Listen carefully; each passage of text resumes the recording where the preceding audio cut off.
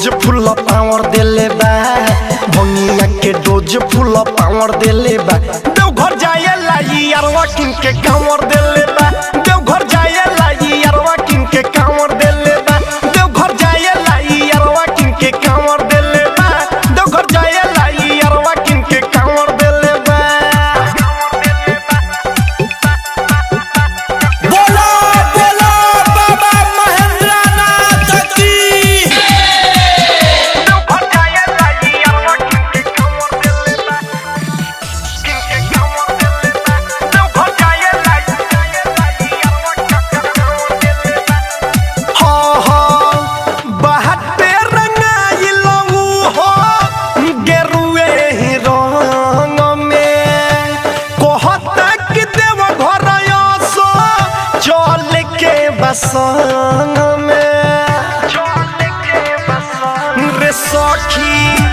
बहते रंगाइलो हो गेरुए ही रंग में कहता कि देवघर आसो चल के बसंग में संघवा में दोस्त एगो सावर ले ले बा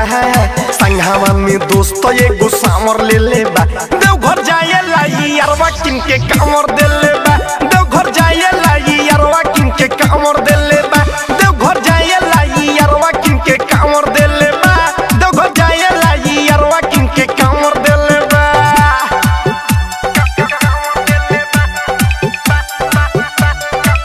recording by Pandya films Delhi. Deoghar जाए लाई यारवा किन के कांवर देले बा देवघर जाए लाई यारवा हाँ हाँ इहे स्वभाव उनको लागे हमारा नीक हो बहुते मनेले राइटर संदीप परदीप हो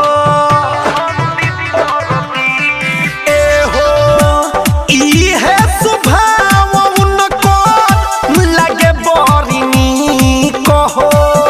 बहुते मनेले राइटर संदीप परदीप हो रतन रतनेश फूल पावर ले ले बा बाबा से उहो फूल पावर ले ले बा देवघर जाए लाई यारवा किन के कांवर देले बा देवघर जाए लाई यारवा किन के कांवर देले